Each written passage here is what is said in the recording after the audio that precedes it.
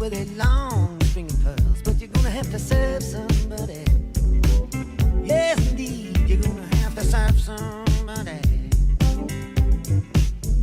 Contra, episodio 5, violencia. Buenas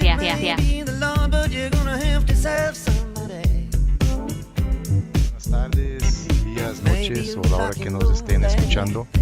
Estamos aquí en el episodio 5 de Contra, de la Contra, la transmisión que hacemos a cada 2 semanas, Emiliano y yo. ¿Cómo estás, Emiliano? Pues yo estoy muy bien aquí,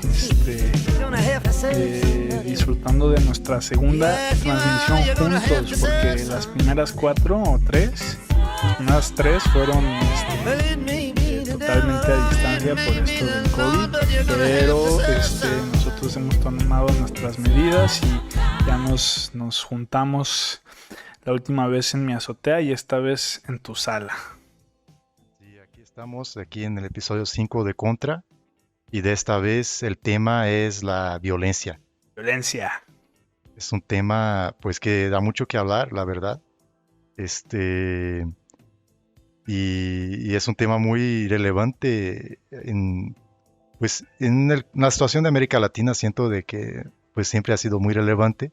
Y sobre todo es curioso porque nosotros ya habíamos escogido el tema casi el mismo día en el que habíamos terminado la transmisión pasada a propósito de libertad, y dijimos, bueno, ahora hablemos de violencia, y justo a los 7 días, porque nosotros lo hacemos cada 2 semanas esta transmisión, justo a los 7 días o el fin de semana siguiente sucedió esto de esta chica salvadoreña que fue brutalmente torturada y asesinada en Tulum por la policía mexicana, ¿no? Sí, exactamente. Y una coincidencia extraña, pero siempre hay violencia. Y justamente, incluso antes de que supiera eso que sucedió en Tulum con Victoria Salazar, yo, después del episodio que hicimos la última vez sobre la libertad, me quedé pensando en algo que había dicho relacionado justamente al tema del Estado. Y yo había dicho que desde mi perspectiva, el Estado en América Latina no era lo que podríamos decir el principal agente de coacción en nuestras vidas. Y yo creo que eso, especialmente a la vista de lo que pasó con Victoria Salazar, yo creo que sí merece un comentario, ¿no? Una explicación más o menos de a qué me refería con eso. Así, para empezar, yo sí veo al Estado como el principal agente de violencia legítima en nuestras sociedades. Entonces, desde esa perspectiva, pues sí veo al Estado como de repente el agente más violento que tenemos en Latinoamérica, si pensamos la violencia como la violencia física, porque es el Estado el que se supone que controla la policía, el ejército, la marina, la aeronáutica, las fuerzas armadas, ¿no? Son ellos que tienen la violencia legítima.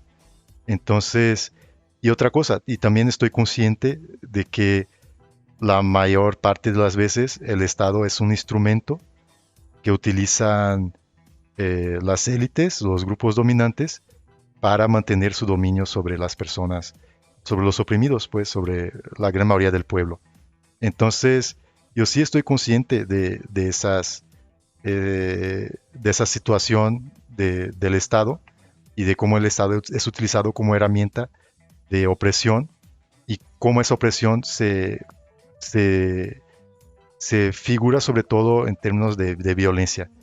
Pero yo creo que también hay otros agentes de coacción, o sea, que nos impiden de actuar de acuerdo a nuestra libertad, que van más allá del Estado y de la violencia, ¿no? La vez pasada había mencionado, por ejemplo, el mercado, pero también podemos pensar en otros factores, ¿no? Como la misma familia o la religión también. O el ser humano, ¿no? O sea, los bullies en la escuela, o sea, puede ser cualquier persona. Pero sí, sobre lo que mencionas ahorita Y creo que hace hasta cierto punto referencia a la idea del sociólogo Max Weber, que habla del Gewaltmonopol des Staates, ¿no? El monopolio de la violencia, que es así lo define, ¿no? El Estado, según Max Weber, o Max Weber, es la entidad que puede practicar legítimamente la violencia, ¿no? Y por eso es el dueño o el que controla las instituciones tales como la armada o la policía, ¿no? Entonces, yo creo que el Estado es una entidad fundamental en esto que es la violencia, ¿no? Es tal vez el primer agente de violencia en el mundo, aunque el mismo Estado pueda decir que no, que al contrario, ¿no? Son los criminales o es la naturaleza humana la que la ejerce en primer lugar. Sí, y también para regresar un poco a lo que comentábamos de la otra vez acerca de los neoliberales, es casi como si al mismo tiempo que ellos critican al Estado como el principal agente que limita nuestra libertad y defienden, pues muchos incluso defienden, bueno, si ahí llegamos ya a los libertarios, ¿no? O los anarcocapitalistas incluso defienden como la extinción del Estado y que todo pase a las manos del mercado.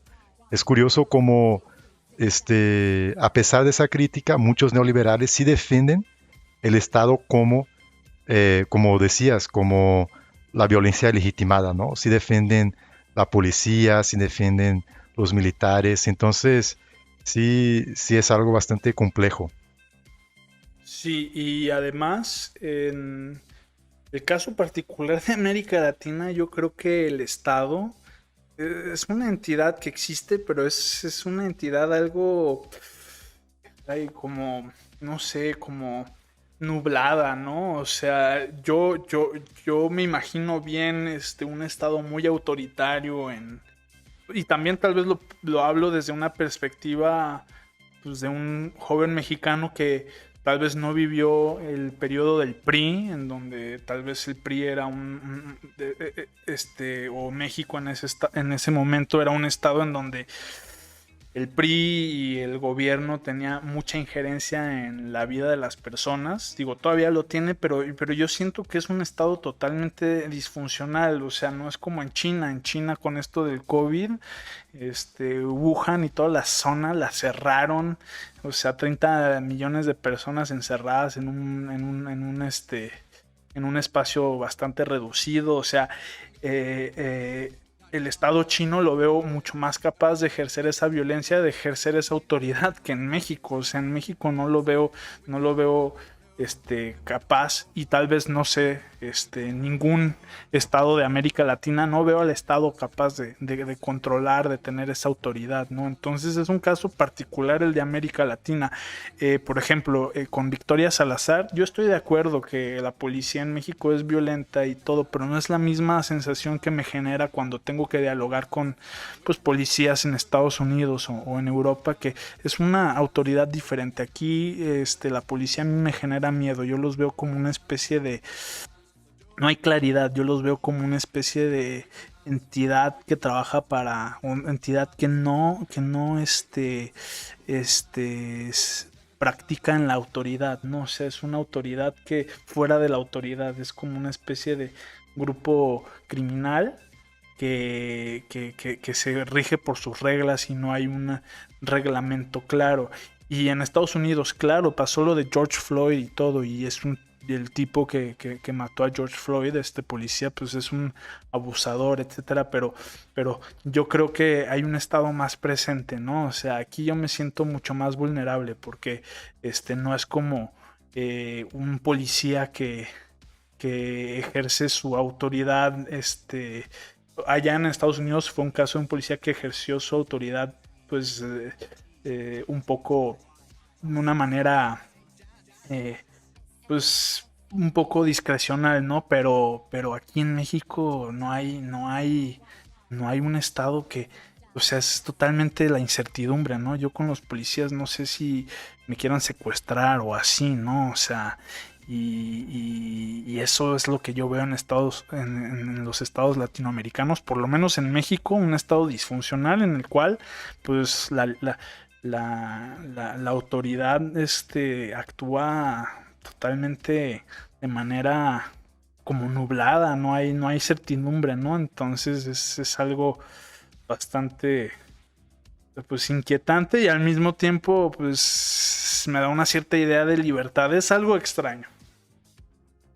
Sí, yo creo que sí levantaste muchos puntos interesantes y que traen muchas de las problemáticas de la violencia aquí en América Latina, porque de un lado tenemos mucho miedo de la violencia desde los delincuentes, ¿no? Lo que le dicen los delincuentes, pero también tenemos como ese miedo también de los mismos agentes del Estado, que son los que ejercen, se supone, la violencia legítima, ¿no? Como lo que decías de Max Weber, pero en realidad, como no cumplen necesariamente con las leyes, como practican esa violencia de forma discrecionaria, entonces no lo vemos como algo legítimo, o sea, es como si en realidad no tuvieran esa autoridad que uno esperaría pues del mismo Estado, ¿no? O sea, de repente vivimos en una situación en que sí le falta autoridad al Estado,